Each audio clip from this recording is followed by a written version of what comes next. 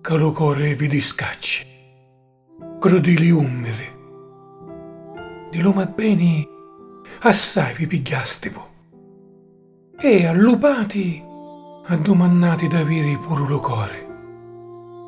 No, vi prego, non attruzzate lo sacro sobbattito, giacché già di la sua pedre a ripostai luciauro, di l'occhi bedri solo lucenti, e di lo nostro amore ogni tenerezza, attruzzo e cicciolio.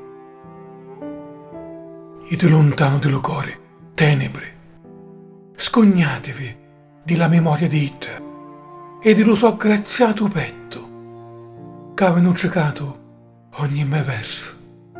Scognatevi e non m'arrubate le tremolizze di lo cuore, la razia e ogni lineamento della sua gioventù, poiché di lo suo meli addifenno ogni parola, ogni ti amo, come lo ti amo di Dio, fatto dello stesso amore a ogni nostro palpito.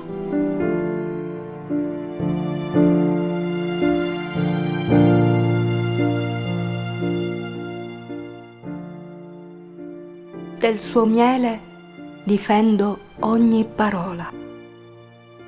Che il cuore vi cacci, crudeli ombre.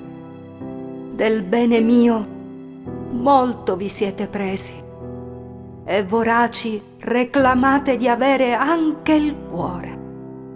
No, vi prego, non sfiorate il suo sacro battito, giacché lì della sua pelle ho riposto la fragranza, dei suoi begli occhi il fulgore e del nostro amore ogni tenerezza, tocco e bisbiglio.